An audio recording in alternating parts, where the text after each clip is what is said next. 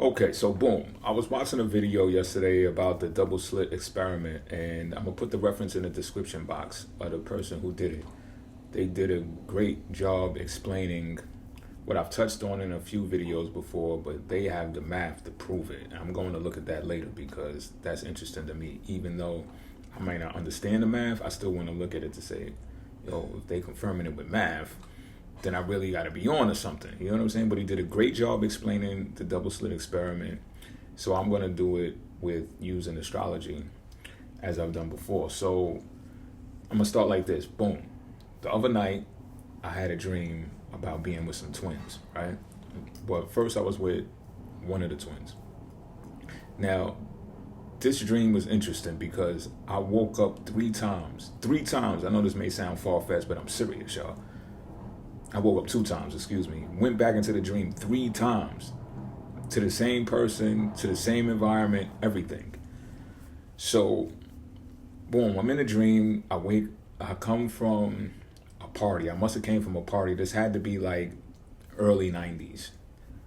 Early 2000s, mid 2000s maybe. And I say that because one of the twins, they had to be like 20, 21 years old, no older than that. And she was with a friend. She was either with a Caucasian or a Hispanic girl, freckles, brown hair, cute little girl, right? So the reason why I'm saying that the time stamp on it is because, first of all, they were younger, and I was saucy. Like, you know how you come from a party or a club or something like that, and then you go to the after party or wherever you going to after the club. It was like one of those nights. I was intoxicated in the dream. You know what I mean? Bars are nice. We know that already. But listen. I show up at this girl apartment. She lets me in the door. Boom. She's topless. Hooters out, right? Brown skin chick.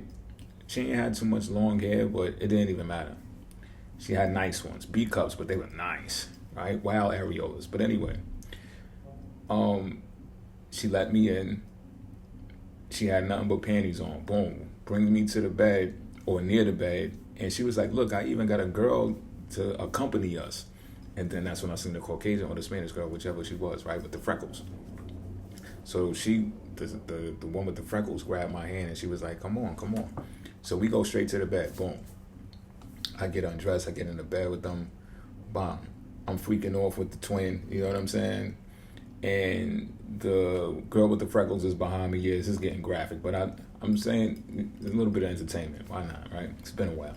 So we get in the bed, I'm freaking off with the twin. I got the girl behind me. She's like caressing my skin and stuff like that. You know what I'm saying? Getting as much action as she possibly can because I'm paying more attention to the twin, right?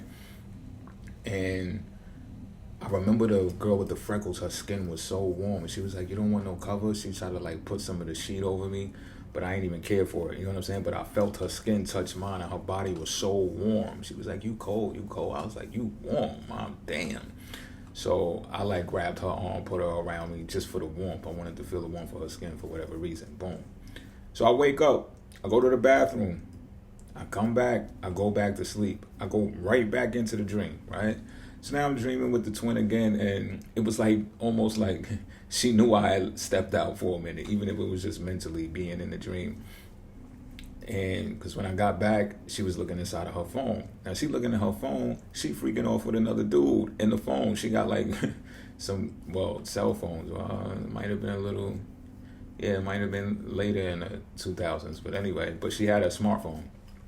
She looking at the video play on her phone. And how should I say it? She was freaking off with a dude who was...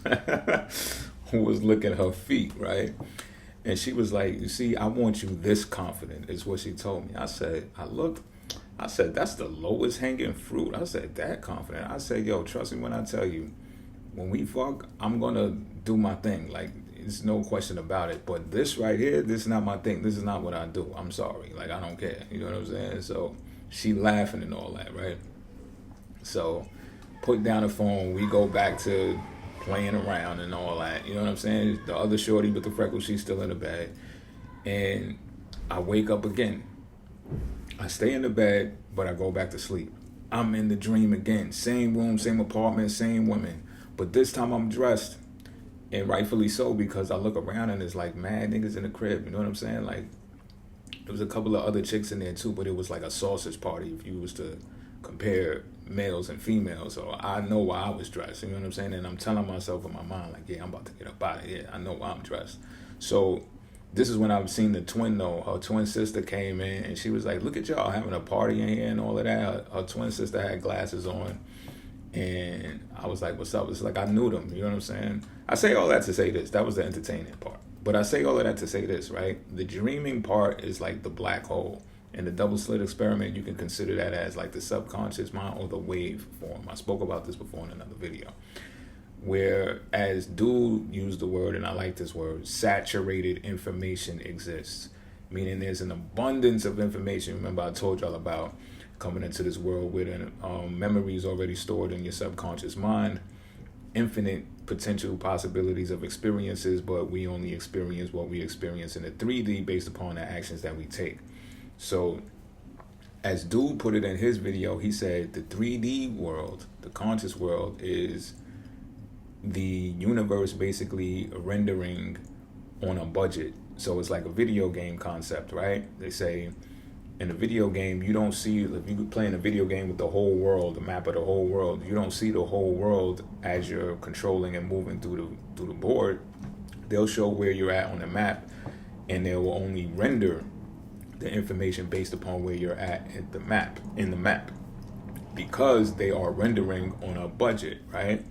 It's too much information to process at one time if only one person or two people or three people are sharing this space to see the same 3D environment. So that's the contrast between the dream world and the 3D world. Now, think about this in real life, right? Your redundant experience, we're going to call it, right? The experiences that you feel like you just wake up and you do the same thing every day. You go to work, you come back home, you make something to eat, and you get up and you do the same thing again, right? That's the 3D experience operating on a budget. So it's kind of like being cheap with yourself. Now, to amplify your experience, you use Mars, because Mars is the activation of the sun. So the sun is coded information. Light is information, coded information. Hence the word information. It's inside of us. It's embedded within us, right? That code of information. So just like the subconscious or the waveform suggests, you can have infinite potential experiences that are already programmed in your subconscious mind, but based upon your everyday actions in the 3D will determine how or what experience you have day to day. So us budgeting our energy, which is Mars, is basically saying, okay, I'm going to do this every day, routinely. And that's why if you feel stuck or you feel like you just existing or whatever the case may be, this is why you're budgeting your 3D rendering. Now, if you want to amplify it, you got to compute or insert more energy, more Mars, right? You got to go harder. And I know people be like, that's people trying to persuade you and coerce you into working hard and playing harder. Work hard, play hard is a real thing, because you need game chips in order to play the game, and the game chips is money, right? So you got to do something for someone to obtain game chips, and then you play at a more amplified level, the game of life. So back to the twins dream, right? It was like somewhere in history, I was with those twins. You understand what I'm saying? Somewhere I have a memory in my subconscious mind of being with those twins. Now, I've told y'all experiences that I've had to where I've had dreams come true in the 3D. They rendered exact. So is it possible? Yes, it is. But again, it depends on how we are budgeting our 3D energy, if you will. So,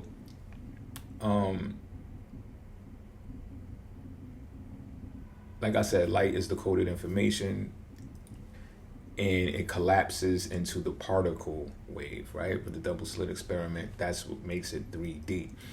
And so we probably don't die when we die.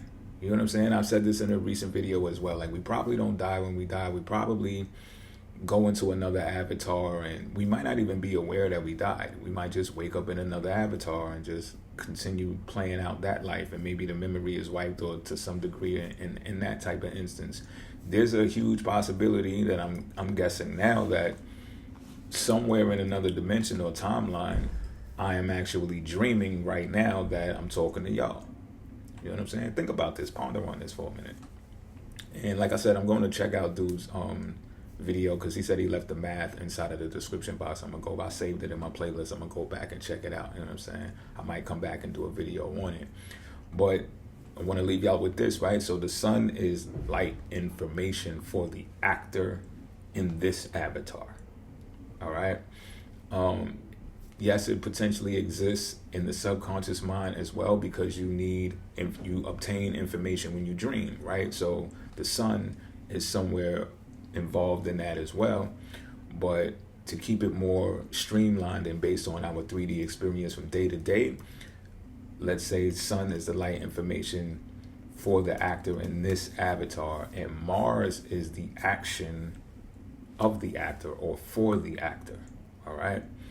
So if you have all of this information embedded in you already that you're born with, what you do on a day-to-day basis, meaning the action that you take, and you've heard this before, right? Massive action equals massive results and things of that nature. You're going to have to up the budget on your Mars energy, the energy that's expended on your day-to-day activities, the choices and the decisions that you make. Pisces people who are watching this, I want to leave you with this as well. Mars and Libra is transiting right now, right? So this highlighted this for me as well, because my relationships, I learned, are better private.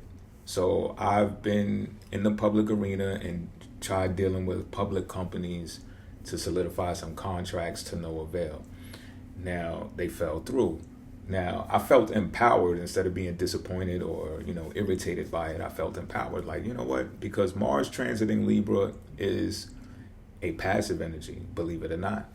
Because Libra is fickle, is tough on making decisions. Maybe not, and you want to, do things for the other party. So you might short yourself based upon the proposal, if you will, right? Until there comes a time where you have to stand up for yourself.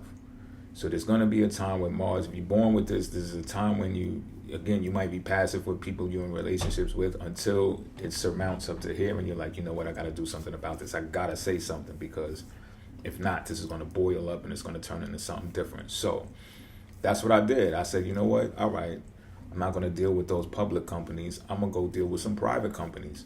And I've been solidifying contract after contract after doing that. You know what I'm saying? They stick, they're reliable. So private for Pisces people, Libra is your 8th house in the solar wheel, in the solar dial, in the solar astrology. All right. So you're solidifying contracts, which is Libra, for the intent of secret. So you got relationships plus secretive equals the result. You know what I'm saying? It's an equation. So this also solves the mystery. Well, it's probably not a mystery, but maybe if you've been wondering, well, why do people don't like us so much? Or not like that, because there are people who love us, right? But why do the people who don't like us? Like, what's their issue? What's their problem? The 8th house deals with jealousy and all of that stuff too. You know what I'm saying? So it's more than likely because they see how you interact with other people that you're in relationships with, and then they feel a certain way about it. Why you don't interact with them in your relationship with them. You get what I'm saying? And this is why there should be a heavy importance put on 7th house or just Libra in general when it comes to relationships, because what is the purpose and the intent of the relationships? For Pisces people, it's for secret, it's a money house, right? So it's for obtaining other people's money and taking care of financial matters that are in the 8th house. So when you solidify a contract and you call yourself being in a relationship with someone, the intent should be for that. If this sounds distorted or you seem irritated by hearing this, just get in the comment section and let me know. Or does it have to be that way? Or listen, I'm telling you, you know what I'm saying? So just be aware of that. I hope this video helps somebody. Until next time, I'm out.